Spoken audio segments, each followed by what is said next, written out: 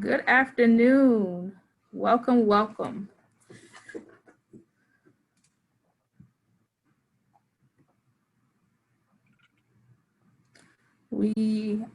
I just want to thank you all for joining us for another episode, webinar, whatever you're calling it, of HBCUs Educate with myself, Dr. K, and I have some phenomenal guests on today. And so as always, I'm going to give a little time for people to come on in the room, and then we're going to get the conversation started. This is being recorded, and after today, give us about a week and we'll have the recording available on our YouTube channel for you to view at a later date.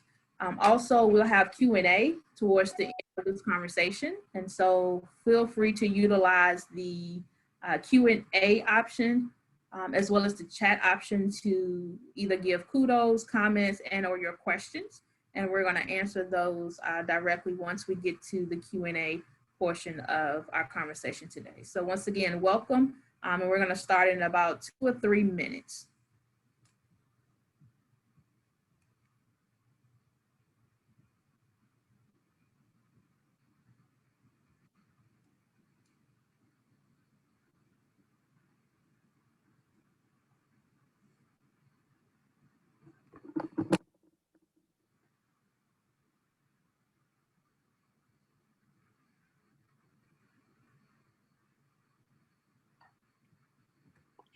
We're waiting for one of our panelists to come on. Technology is a beautiful thing, right?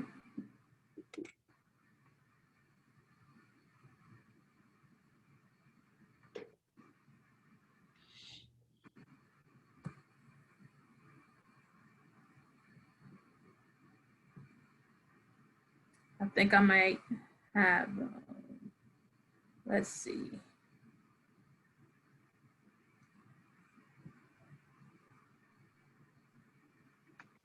Yep, got him. All right, look at technology. All right, so let me give space for about 1 more minute for some of our attendees to come on in the room. And once again, welcome to another episode, another show, another conversation, another time of getting disruptive with Dr. K. I want to thank NASPA Region 3 for giving me this opportunity, one, to serve as the HBCU Division Chair for Region 3, and also acknowledging my desire to promote what we do at HBCUs and supporting me in this initiative of hosting HBCUs Educate with Dr. K. I'm fortunate to have a lot of different connections in the space to provide you with a variety of speakers about different topics. And on today, we're talking about, outside of assessment, for those who know me, one of my favorite conversations, and that is leadership and professional development for student affairs professionals.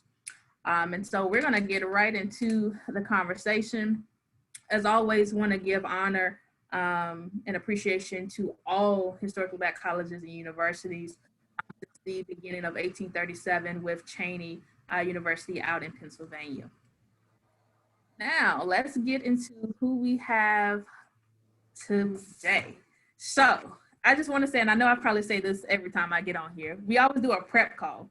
And the prep call really engages me and excites me about what we're going to do live. And so I'm excited because the prep call was just on point, and I know they're going to bring the energy today. So we have Dr. Takeem Dean, who's the Dean of Students at Johnson C. Smith University. Dr. Dean currently serves as the Dean of Students at Johnson C. Smith University, a historically Black college and university in Charlotte, North Carolina. He provides leadership to various areas within the Division of Student Affairs to include student leadership and engagement, educational enhancement services, student conduct, counseling services, Title IX, and the student grievance process. A product of, and I may say this wrong, but Pasiac Public Schools. Dean graduated from Montclair State University with a BS in Business Education and an MA in Educational Leadership with a concentration in adult and organizational leadership in higher education. Moreover, Dean completed his educational specialist and doctoral degrees at Wingate University.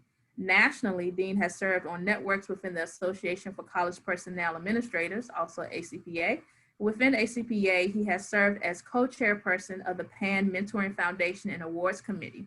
He's also been involved in NASPA early in his career. Dean is an active and proud member of Alpha Phi Alpha Fraternity Incorporated. Welcome, welcome, Dean. How are you? I'm good, Dr. K. Thanks for the introduction. Yes, yes. Now, let's move over to Dr. Pernella Deams, who is the Interim Vice President for Student Engagement and Campus Life at Kentucky State University in Frankfort, Kentucky. She previously served in the role of Dean of Student Leadership, Conduct, and Health at Kentucky State University. Additional administrative experience includes Department Chair, Associate Professor of Psychology at Talladega College in Talladega, Alabama, and Department Head, Associate Professor of Sociology and Psychology at Grambling State University in Grambling, Louisiana. Let me just pause right there. That's dope, okay? She is magna cum laude graduate of Southern University and A&M College in Baton Rouge, completing dual Bachelor of Science degrees in both psychology and sociology. Her Master of Science degree was completed in the CACREP accredited program in counseling psychology at University of Southern Mississippi. Dr. Deams earned her Doctor of Philosophy degree in the APA accredited program in counseling psychology at Tennessee State University. Her clinical education includes internships at Vanderbilt University Psychological and Counseling Center, Vanderbilt Adult Psychiatric Center, and University of Memphis Center for Counseling, Learning, and Testing. As a lifelong learner, she recently completed the certification in post-crisis leadership through the University of South Florida, Mumma College of Business, and the Women in Education Leadership Program through the Harvard University Graduate School of Education. Just dopeness, okay? We're just gonna shine light on just the dopeness that is. Dr. Deams is a fellow of the IOTA cohort of the Higher Education Leadership Foundation, Leadership Institute, and an Academic Leadership Academy Fellow of the Bluegrass Higher Education Consortium. Dr. Deams engages in many areas of academic service. She previously served as a Tennessee Board of Regents academic auditor. Deans currently serves as the SACS evaluator and also served as a member of the SACS Board of Trustees ad hoc committee on sustainable change, representing all colleges and universities in the Commonwealth of Kentucky. Welcome, welcome. How are you? I'm awesome, and thank you for that introduction as well. Yes, I felt like I was reading the next president of the United States of America, you know? Thank you. Thank you for being here. And last and certainly not least, we have Dr. RoShaun Bailey, who currently serves as Assistant Vice President for Student Affairs and Campus Life at Mississippi Valley State University. He has over 13 years of progressive leadership experience in higher education. He has worked with students from various backgrounds and has a wealth of experience working with first-generation college students and students from disadvantaged backgrounds. He is currently employed by Mississippi Valley State, as stated before, as Assistant Vice President for Student Affairs and Campus Life. He is also an instructor at the university within the Department of Natural Sciences and Environmental Health and serves on several committees. Dr. Bailey prides himself on being an advocate for the student body. He is heavily involved in the local community via community service. He serves on the board for the United Way of LaFleur County Advisory Board for the Mississippi Valley State University Unit of the Boys and Girls Clubs. And he supports the, am I saying this right? ITA being a recreation summer baseball league. Okay, so you into sports, may get into that a little bit. And he has served as the president of the Parent Teacher Association at Mississippi Valley State University's Child Development Center. In 2019, Dr. Bailey was the first African-American male. Let me repeat that. He was the first African-American male and youngest person elected to the Board of Trustees for the Greenwood-LaFleur Consolidated School District. He currently serves as the vice president of the board.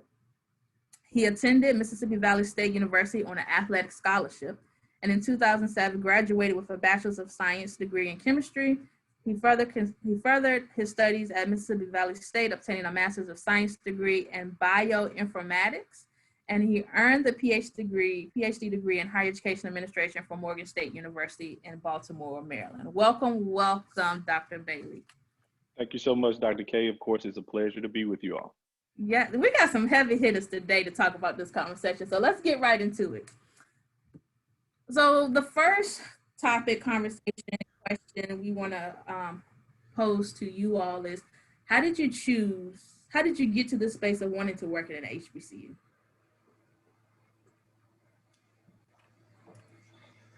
Okay.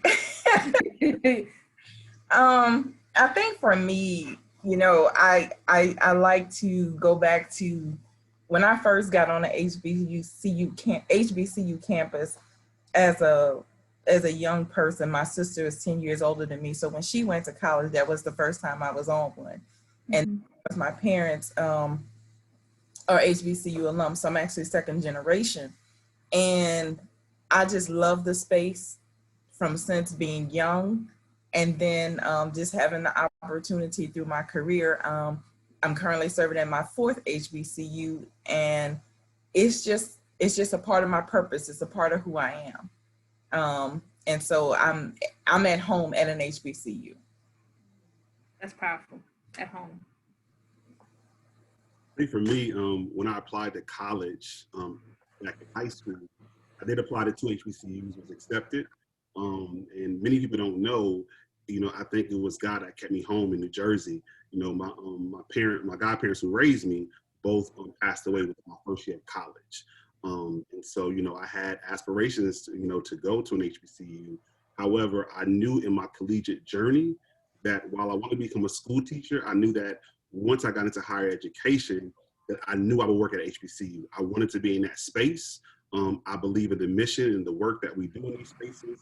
Never get into the debate or the argument whether or not we're relevant, even though I'm not a product. But this is now my 3rd HBCU that I'm working at, and so couldn't have asked for a better career trajectory, being able to work at HBCUs. So for me, Dr. K, the majority of my immediate family, similar to Dr. Deams, graduated from HBCUs. And I'm not certain if I chose the HBCU environment. I believe it chose me. In the sense of, because I had the opportunity to grow up on the campus of Mississippi Valley while both of my parents were employed there. And for so long, it was all that I knew. And I just saw the efforts that my parents put into the work that they did, and to shepherd the students along, or nurture the students and their talents. And to some degree, HBCUs are always viewed as the underdog, and I'm always rooting for the underdog. I'm team underdog all day. And as they say, from Mississippi, the proof is in the pudding. We're always doing more with less. So I certainly take pride in that. And I believe I really identify with many of the students that I provide services to. I'm sure the same could be said for Dr. Dean and Dr. Deams. I see myself in a lot of our students. And, just as I was able to make it, in my own opinion, I believe all of our students can as well. And I have something I believe that I can offer them and assist them with achieving their goals. Yes, thank you. And so just listening to you all's, reason for choosing an HBCU, when you think about individuals that are thinking about working at an HBCU, whether they attended one or not, what should they be looking for? What should be something that says this is why you should choose to work at an HBCU? I believe it's, like I said before, it's mission and purpose. The HBCU space is a place where you work when you come in with passion, where you want to see and make change, where you are willing to be in a, I kind of am biased, but where you're willing to be in that servant leadership role, where you take on multiple different roles in the space, because some people you turn into aunts and uncles and big brothers and sisters in the space. So I believe you have to be willing to open yourself to the space and then embrace the institution. Just like Dean said, even if you're not a product, you're in it because this really is calling. Yeah. And I didn't go to an HBCU, and that was one of the first things that I got here at A&T, is that I wasn't just Miss Kelly at the time and Dr. Dixon now. It was big sister, auntie. My mother, here when my mother's at home. I was just like, that's a lot of responsibility. But thank you for sharing that.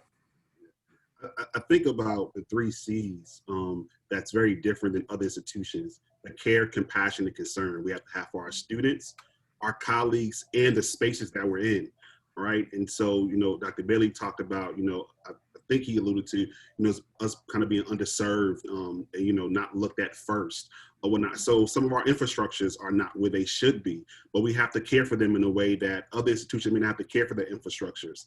We have to take care of each other as colleagues, because at the end of the day, the work can be draining.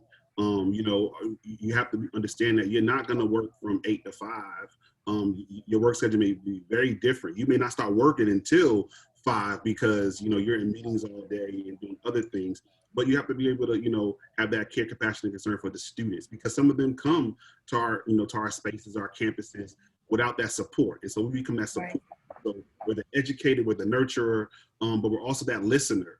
And we become that pseudo brother and sister and all those other things. And that's what that family atmosphere comes, which is very different. I think, Dr. K, for you and I, who are products of PWIs, the family atmosphere at the PWI is very different. We have this Black and brown folks that look like us for support, whereas on HBCU space or campus, we're here. You see us, all the time or whatnot. But the 3 C's are important, I think, as folks are think beyond the skill set that you need. That's important, and we'll talk about that probably. That care, compassion, and concern is definitely something that's needed as you think about working on HBCU campuses. And Dr. K, let me do this for a moment, and I apologize for not doing it initially. Let me give a shout out to Sam Washington at A&T, the head football coach. He was my football coach in college. So that's my guy. He's awesome. But for me, I equate the collegiate experience at HBCUs to real life.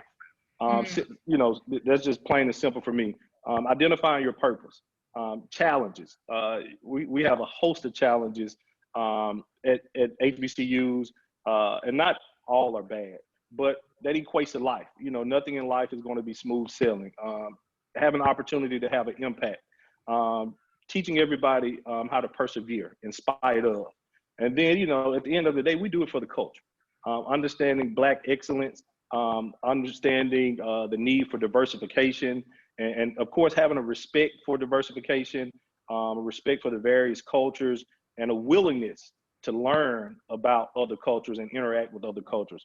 For me, I think, holistically, that's the HBCU experience. I love that because, I'm big on diversity, equity, inclusion, and I'm really big on, so first and foremost, recognizing that we're HBCUs, historically Black, but we have other diversities represented on other ethnicities represented on our campus. But just focusing on the Black space, even in that space, we're diverse. And a lot of people don't understand that. And so every HBCU is going to look different across the map. So let's get into some real conversation now. We done got the good stuff out there. Let's talk and educate people to help them along this path as HBCU professionals. Let's talk about the work dynamics. So we've kind of hit on nurturing, family atmosphere, underserved, not always having the resources. So when you think about the work dynamics, because when as someone who wants to work in an HBCU, fresh out of a master's program, or et cetera, what should they be looking for? And I know you're going to speak differently for your institution space because you're in different locations, but what are some common work dynamics that you think about or that we should know about in regards to the HBCU professionals, especially in student affairs? I think students is the first thing, whether it's from the academic side or from the student affairs side. Students and their experience is what's key and essential. But also just that student they're all different, being open to knowing that you're going to have various dynamics with the students you work with. And, your office may be their safe haven. Being open to knowing that you might have to keep snacks or extra chairs or that they'll want to hang out and be around you is critical. Some people are used to the office being, this is my work zone, but, be it if it's student workers or students who are just drawn to you, they'll be there daily. They'll want to hang around. They'll want that your office as their safe zone or their safe space. So, I've flexed myself to have, a table with 5 chairs, even though the table only sits 4, and then I have a bowl of snacks on the table, and I have water in the drawer, and, I keep extra supplies, just in case you're in the middle of classes and this is your study zone. And, so I just make sure that, for me, having a balance of when I need to work, but I have an open door policy, and the door is physically open. But, when I have to shift into work mode, and I make sure that they're aware of, when I have to shift and not, but I also conference room or an additional open space, couches with magazines, like I said, again, the snacks, making it comfortable for them to feel at home in that student affairs kind of space. And again, I encourage that for academic spaces as well, because this is, and especially it's a little different dealing with this pandemic. I'll say that because I'm just trying to encourage students to come out and get some fresh air and, get out the room, especially if you're in a room and then your classes are virtual, but knowing that your office space may be their safe haven or their sanctuary or their chill out, relax zone is something that's key. Yeah. I think about, while the resources may be limited, knowledge is still plentiful. And I think we're starting to see a shift, and it's happened. It's not just happening now, but it was happening. It's been happening. The shift of, we have moved away from this, I think about our residence halls, that we don't just have dorm moms and dorm dads anymore. We have, practitioners who are trained, who have master's degrees in student affairs or policy personnel, which we used to call it, who are talented, who are skillful. And I don't think we always saw that on our campus, just to be honest. And so folks understand the transition and the evolution of HBCUs and those who work in these spaces, especially within student affairs. And so we're starting to see these practitioners show up and really put some teeth or some meat on the bone to the work that we're doing. And whatnot. I think, I echo Dr. Deams in regards to, before closed classes was a thing, we had clothes in our offices. Whether, I keep bow ties. I mean, it's 84 degrees today, so I won't wear a bow tie in Charlotte today, but I keep bow ties in my office. When I go grocery shopping for my house, I'm going grocery shopping for the office. So I keep, sodas and waters and snacks, because I just never know. I can't, they may have a meal plan on campus, but what about when the dining hall closes and they need even gift cards? And that's not something that's coming out of my budget. That's personal. That's coming out of, Takeem's budget or whatnot. And so you have to think about those things of, the difference in working on, not saying this doesn't happen on other campuses, but for our campuses, going back to what Dr. Bailey said, for the culture, we're going to do it for the culture, whatever it takes, whether it's, I got to run you to your job interview or give you a bus pass, or now we Uber code so that you can get there across town. But we do those things, and you have to be ready to, no matter what your position is, whether you're the vice president, you're the dean, whether you're the coordinator, whether you are the facilities worker, you are just as important as anyone else. And they see that you're important because you've invested into them now and for their future. That's powerful. And, similar to what my colleagues have said, I think fit is certainly important as it pertains to what the mission of the university is. Even looking at the student enrollment, for most people, they may find a little bit more enjoyment in going to an institution of 10,000 plus students. On the other hand, someone else may find it rewarding to go to an institution that may have 800 students enrolled, which of course equates to smaller classroom sizes. And I think one thing that has kind of worked for me, my wife, she teaches at the university. And, in some instances, she may be aware of some things that are going on with students that I may not be aware of, and she can pick the phone up. Hey, can you all check on this student? I can reach out directly. I can have Residential Life reach out, or the counseling center. Again, that family atmosphere certainly helps. And now more than ever, mental health is very important. I was just listening to the Ricky Smiley morning show, and as males, particularly African-American males, mental health is something that we really don't want to talk about. I can be having a bad day, and I'll tell you, I'm straight. And in the inside, the worst day of my life. Mm-hmm. But, you know, having that safe space, as Dr. Deams talked about, they may not want to go to the counseling center. Eventually, we have to get them there, but they may just feel comfortable talking with me or talking with Dr. Dean, Dr. K about, you know, what's going on. And a lot of times they just want a listening ear. Yeah. And I think providing that opportunity is very, very important. Yeah. And you know, Dr. Dean, listening to you reminded me that I work in assessment, and you would say, well, what students come into your office? But somehow or another, students have found me, and to the point where they get on my schedule and they know this is their time. They come in, close the door, do their homework, and say, I know you got things to do. I'm just here to do my homework for my meeting because I'm not missing my meeting with Dr. K. And it's so refreshing to me, right? And we don't have to say a word. And the other piece is that majority of those individuals were African-American males. And we talked about mental health. And so it reminded me that students, our offices are safe haven when we take responsibility of saying, this is just more than a student in my office. This is another person. This is someone I want to see make it. And in order for them to do that, I have to recognize who I am in this space so that I can help in that development. I don't have to be their advisor to do that. And so you all have really contributed to what it really means to work at a HBCU from that lens, right? It's more than just showing up for 8 to 5 and checking off a list that I went to this meeting, did that. Because when them students come, everything kind of slows down because you have to listen to them before they go to Twitter.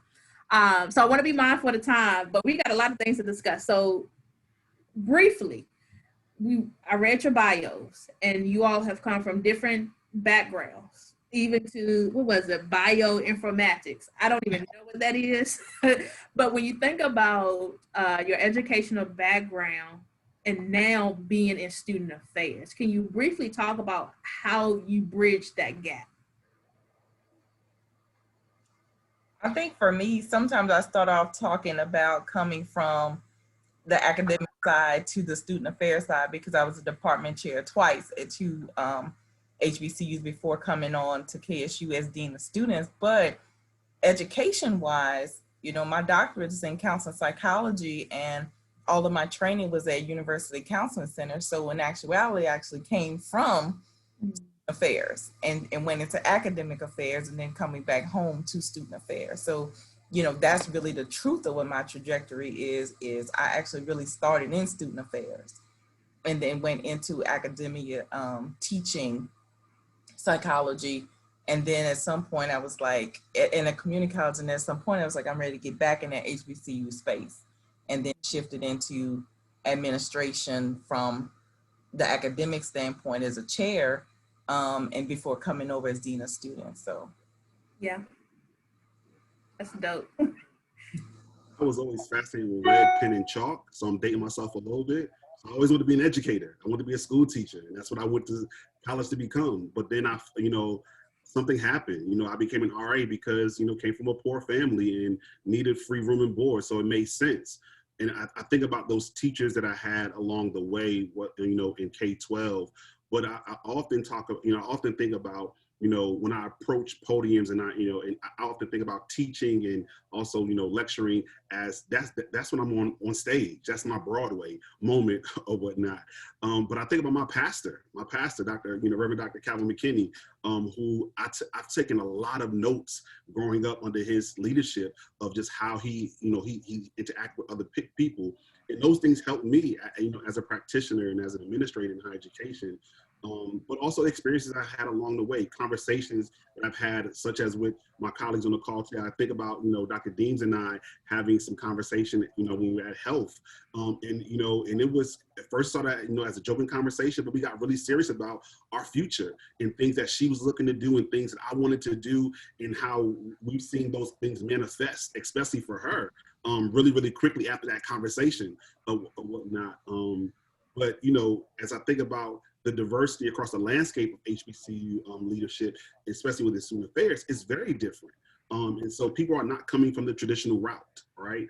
And so just because you are a hall director doesn't mean you're going to become a director of residence life or become an assistant dean of students or become a vice president. We look at our leadership at HBCU campuses. Our presidents are not coming from the traditional route of how they once were chosen before. We are getting civic leaders, we're getting attorneys, we're getting we're getting leaders from all over, from corporations leading our organizations or our campuses. And I think that there's some greatness in that, because at the end of the day, we're running businesses. However, we're also taking care of students as we're infecting their lives for the now, but also more importantly for the future. Yeah. And Dr. K, just to kind of piggyback on Dr. Dean's point, tradition is great, but it's not always necessary. And in some cases, it can really hamper you or provide more challenges than anything else. I'll be honest, I had no desire to be an educator, point blank period. And even to this day, if somebody says, well, are you an educator? And I kind of scratch my head, I have to literally think about it.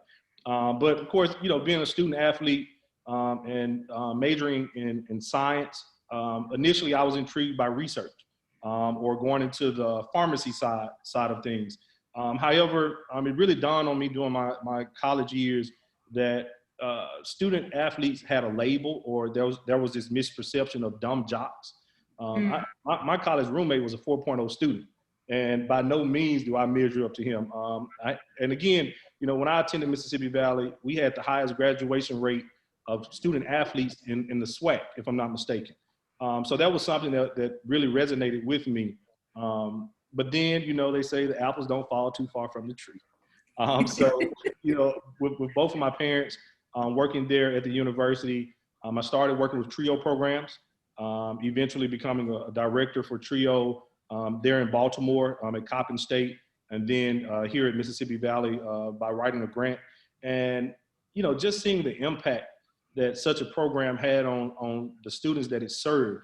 And, by no means are these students academically challenged or did I view them as less than other students that probably were from different socioeconomic backgrounds. They just needed the opportunity. They just needed the exposure. And I had the opportunity to work with some amazing students. Students, they were making 28s and 26 on the ACT. I didn't even come close to that. Right. They're graduating with full academic scholarships. And that warms my heart, because this is a student that statistics would have counted out. Yeah. And we simply just gave them a platform. So for me, that really kind of started my transition into student affairs. And then I also had the opportunity to have some faculty experience. And I was kind of reluctant to accept that role because I did not necessarily connect being a faculty person with student interaction. I love interacting with students. But I learned that I still had that opportunity. It was just in a different environment. It was in a different setting. And one thing that I really, one fond memory that I really have is my classes would typically always fill up first, but not everybody was passing. And a couple times, I would tell the students, now if you fail, I'm gonna still speak to you across campus. Now, if you decide not to speak back, that's between you and the God you serve. But I had a couple students to say, hey, I know I failed your class, so I'm going to re-enroll to prove to you that I can do the work. And they did so, and they passed. And that was amazing, in my opinion. And of course, aspiring to be a college president, I believe that having this broad experience across the different sections of the campus would be very beneficial in regards to having an ideal of what goes on in the different sectors on the campus. So that's how I veered over into student affairs, and I really, really enjoyed the experience. Yeah, and I think it's really important to recognize, and those who are watching this and listening, that there's no set pathway, right, to leadership and student affairs. And I think that's the beauty of it. And we all are aiming towards this one mission, of serving our students, whatever that looks like. And I think honoring and valuing our experiences, our education of how we got here is going to benefit how we lead, which takes me to understanding staff positions and divisional needs. And so as a leader, when you know what you're bringing to the table, you know what you're overseeing in your department or division, you then recognize, what staff do I need? And how does that align with my needs as the leader and the needs of the students? So can you briefly talk about this whole idea of understanding your staff positions and divisional needs? What do you do in that process to understand the balance of the two? I think Dean unmuted first, so I'm gonna let him go. Come on with it. No, so we kind of alluded to a little bit of this when we had our conversation, our prep meeting yesterday, is one, we have to pause and do this needs assessment, right? And so we have to really look at, why are we doing what we're doing? Does it have meaning? Does it have purpose behind it? Because we know, especially those are in the southern region, our accrediting body is going to call us to the carpet on those things.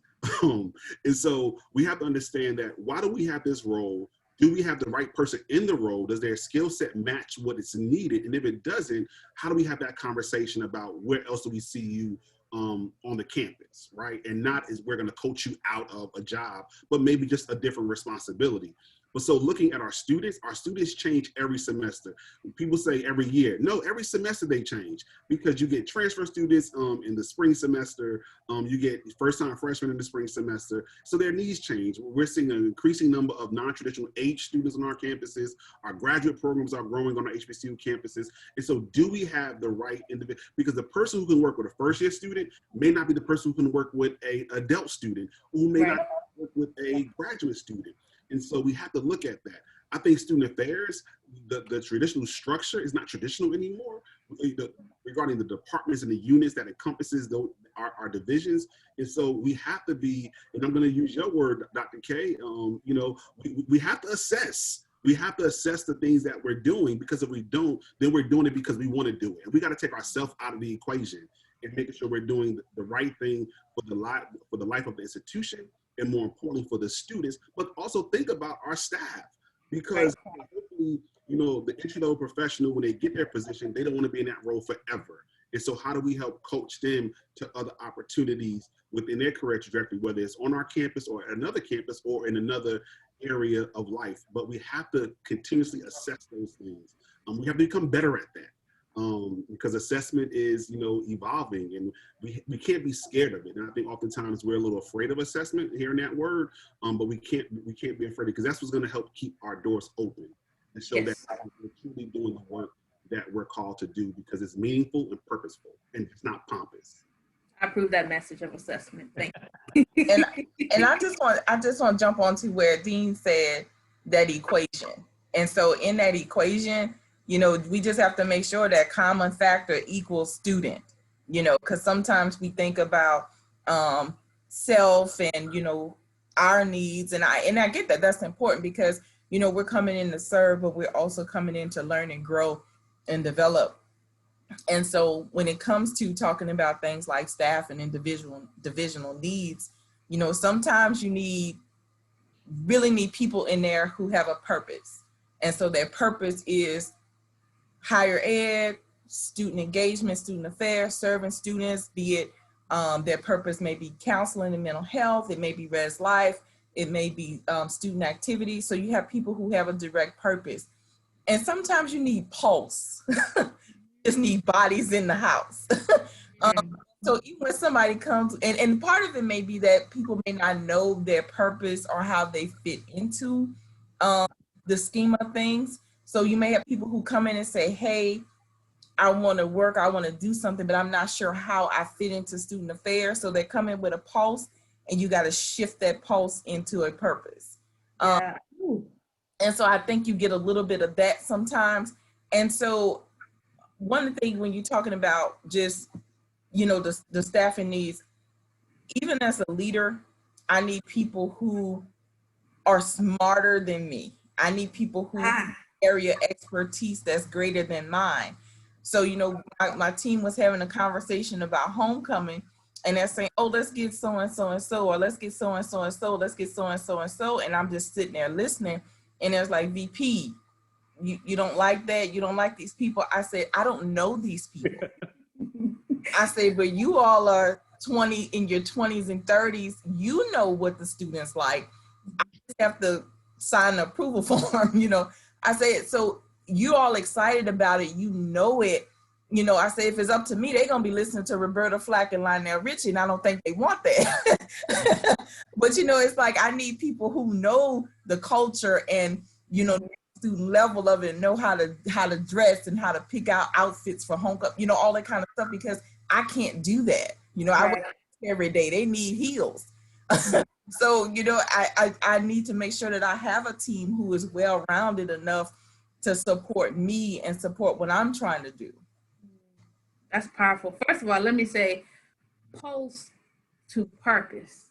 Pulse, like they just got a heartbeat. Pulse to purpose. Yes, yeah, that's pulse to purpose. And then the other piece that I heard was, I don't have to be the smartest person in the room, Right. because my position is higher. Right. See, Deams is a very intelligent young lady. Very intelligent. But it goes back to something that Dr. Bailey said earlier in his comments is, and you asked a question, Dr. K, about what do folks need to know about working on HBCU campus, that the culture is important. And oftentimes we can't teach you the culture. You have to be engrossed in the culture to learn the culture.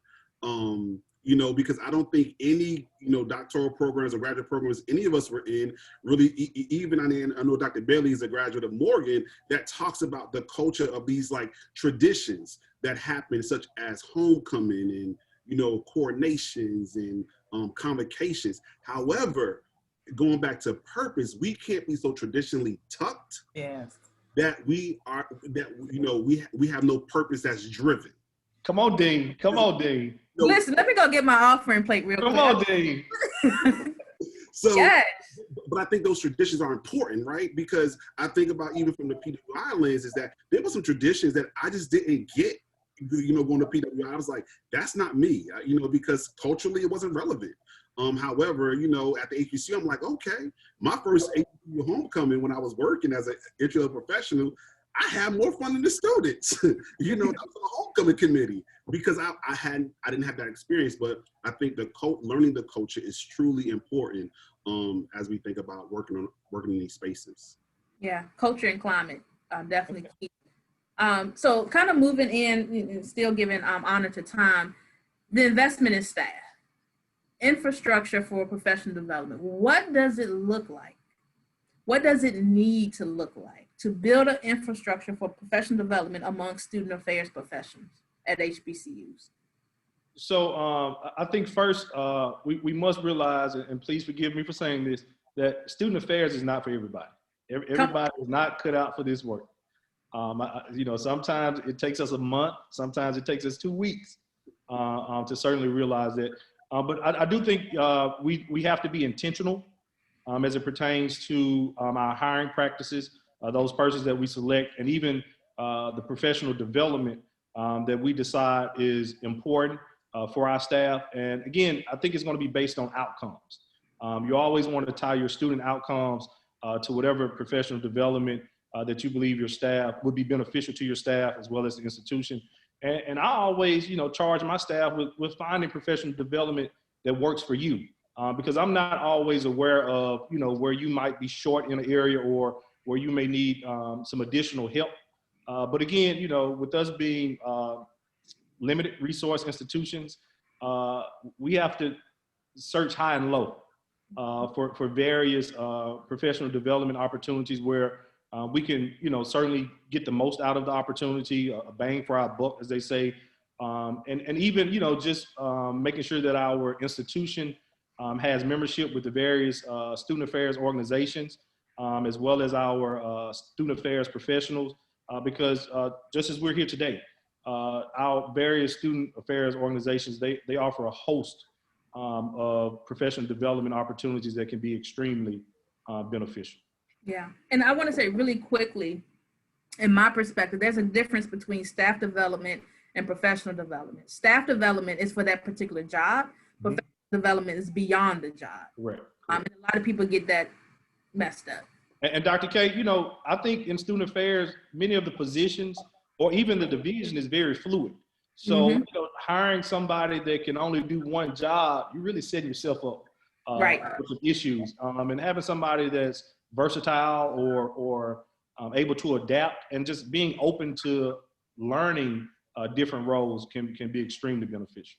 Yeah, job shadowing is real. I mean, Dr. Bailey, I mean, we have an example right here. Someone who was a department chair, and then, you know, months later is a dean, and then months later is a vice president, you know? I mean, it's a good example. But I want to go back to something that Dr. Deams said, and it kind of goes along with this, being, you know, not being the smartest person in the room. You know, we have to build a strong team where we see someone else's strengths as a compliment to our shortcomings or our weaknesses, and not as a threat to our position or our authority. And I think, and that's just not for the HBCU space, that's for any space or whatnot. But, you know, so, you know, we have to build teams where folks are not, you know, everyone is not, you know, weak, but we have weak moments or we have skill sets that are not as strong, but our team may have that. And that should be a compliment to the work that we're doing. But when we talk about this investment, you know, in, you know, our infrastructure for professional development and our staffs, is one, listening to our staff, listening to the staff that we work with. And I'm careful about not saying my staff and things of that nature, but when I'm very intentional about that. And so listening to the staff that we work with, you know, providing critical feedback. Feedback should not happen at evaluation time. It should not be the first time I say to you, oh, you know, you didn't do this well throughout the academic year. You need to work on this. We should have talked about that a few times. And if it shows up in your evaluation, that's because that's still a concern or a challenge that you may be experiencing, but not see it as a, you know, not threatening the staff member that because you're not, you know, good in this area, you know, we might be thinking about shifting you, but how are we supporting them? You know, but I think the important thing about in our HBCU spaces is that we have to invest in ourselves. When you talk about, you know, what do you need to know about coming in our spaces? Our resources are limited. We keep saying that, right? And so you may not have the funding and budgets to go to ACPA, NASPA, but, you know, or even health, which, you know, all of us are, you know, alums of, but you have to say that, okay, I'm going to put up this because I may ask my institution, well, can I have these days off and not be charged against my vacation or sick time? If I can have those days off, then I'm going to financially invest in myself to these conferences, because if you don't invest, you can't rely on organizations and institutions to invest in you if you're not going to invest in yourself. So it's important, but it's important as well, though, equally as important, that we have to build infrastructures to help folks grow in their roles. You know, hire someone, give them a key to their office, tell them where the printer is and the restrooms are, and then that be it. But then when something that goes wrong, we want to hold them accountable. You know, we have with some infrastructures and systems where there's a buddy system there where they're partnered with someone as a new employee. We're providing them, you know, they're learning the culture by being, you know, engrossed in some of the things that are happening on the campus.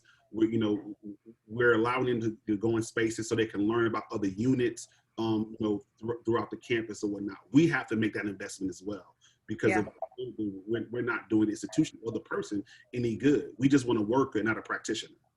Right. And I'm quick to say, if you as a professional can't invest in yourself, how dare you tell me that you're developing these students?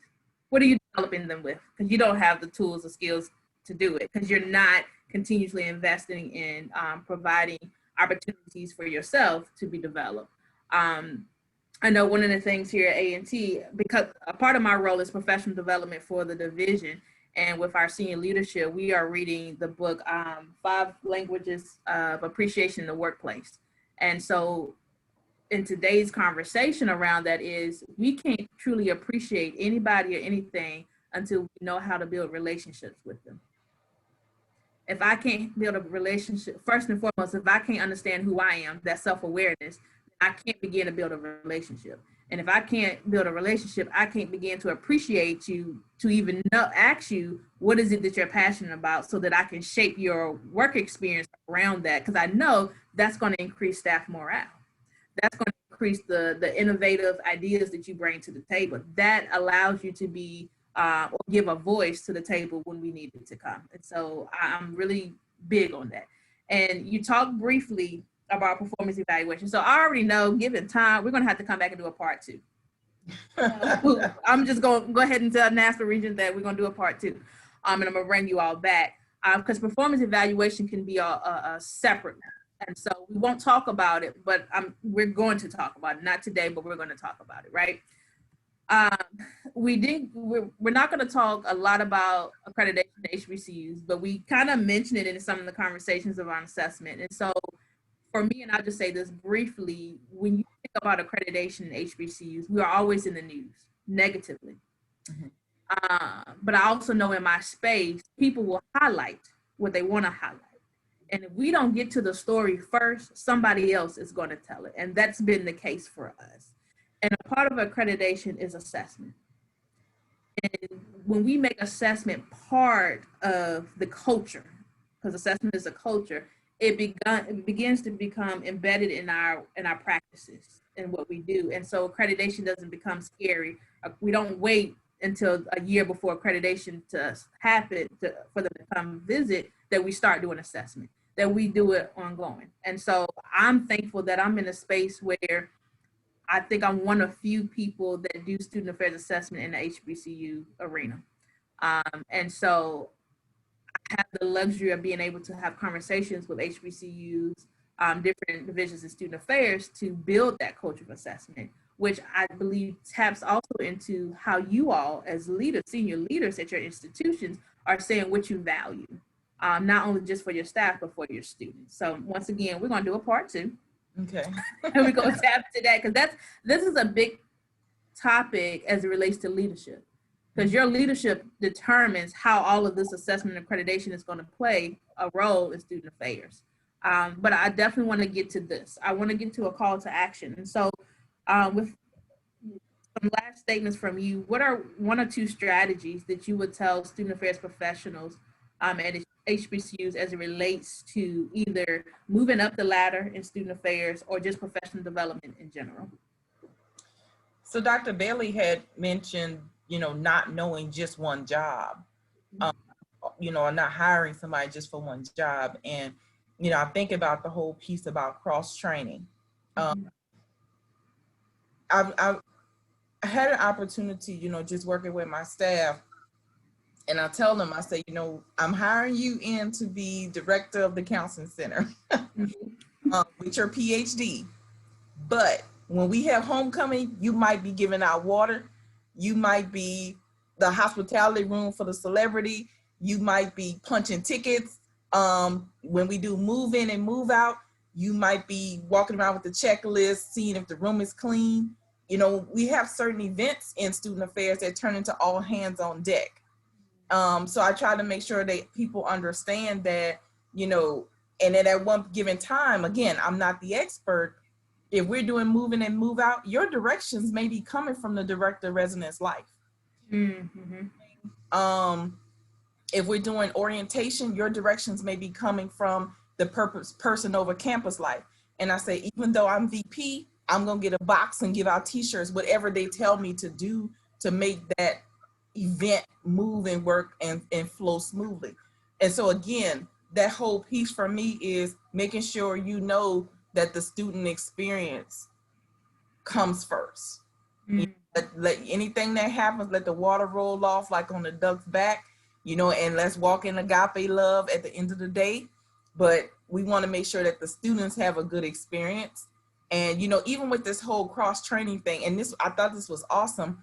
My director of Res Life, he did a swap out with all of his residential directors where they spent 2 weeks in a different building. And his purpose in that was that the students that live in a certain building have their own culture for that building. So he had residential directors to know the culture of each building. And I thought it was brilliant. I'm like, hey, this is awesome. And that's something that I can list in the accomplishments and achievements of what the division did. I didn't create it. I didn't come up with it, but it worked well. Right. And to get a better gauge of our student community. Awesome. I love it. I think what I'll add is, one, get out of your own way. Sometimes we're in our own way. One, always remain relevant in the field. in the culture and what's going on. Assessment needs to be part of everyday language. Get in front of the story before the story gets in front of you, going back to what you mentioned, Dr. K, and remain inclusive in your approach, because no one person can do everything. And so remain inclusive in your approach to the work that you do, but never lose sight that the reason you're on the campus, and that is to assist students, to engage with them for life after college. And life after college may be that they might stop out after 2 years, but you still made an impact in those first 2 years of their life, while they were at an institution or whatnot. So I just wanted to kind of add that for some strategies. Thank you. Dr. K, just 4 brief points. You may not always receive the recognition that's due. So be prepared for that, and that's fine. 2, love the work that you do. You have to. 3, allow the work that you do to speak for you. You don't have to boast and brag about what you do. People take note. And finally, I believe I'm kind of young, so one of the rappers said, if you stay ready, you don't have to get ready. That's my motto. Stay ready. I ain't got to get ready. You know? This has been, so yes, this has been amazing. So for those that are still here with us listening, please send us some questions. We'll take questions for the remaining, we'll say about 3 to 5 minutes. If you have any questions, put them in the Q&A or either the chat function. But I just want to thank you for your space and your opportunity and the opportunity to share this conversation with you all. And as I stated before, I'm a woman of my word. We're going to have a part 2 to this, because it's an important topic. Because if this, like I said, if staff isn't being developed, then I know that the students aren't being developed properly or engaged properly. And you all have hit on a lot of things. I've felt the need to, I'm gonna own my identity of shouting and getting the offering plate, and then Reverend Dr. Bailey came with the 4 points, because the preacher at the end say, now let me wrap it up with my last 4 points, and came with it. And so thank you for that. Because this for me, this is development in its own space, right? That we can be real about what we're talking about. We can be loose in the conversation and still get something out of it. And that's the primary purpose of having HBCUs educate. So again, I thank you for being here and sharing the information that you have, and also just being open about it, right? And your experiences. And I'm thankful to be a part of your circles, right? And so, and the fact that y'all kept talking about assessment, that just warms my heart. So once again, I'll take about a minute to see if anyone has any questions. And I'm getting thoughts. Yes, let's do the work. Let the work I do speak for me. The idea of the book talk. Yes. So the more we can engage with our staff and build those relationships, we'll begin to see the areas in which they need to be developed and they want to be developed. And we can start aligning some of those things together. And so I don't see any further questions, which means you did a great job, or either they're waiting for the part 2. But I want to say really quick, the last webinar of spring 2021 would be May 19th.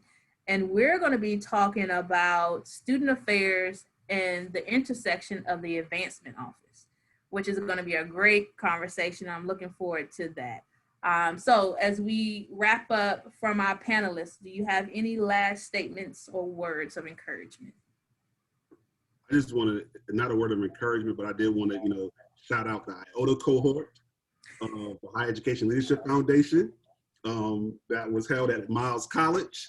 All of us, meaning Dr. Deams, Dr. Bailey, and I are members of that cohort. So shout out our cohort members who may be listening or will listen later. Love to other cohorts, but definitely the IOTA cohort. Do you want to give a brief synopsis of what health is? I'm gonna let Dr. Bailey, who said he's the youngest, see what I did there, Dave? See what I did?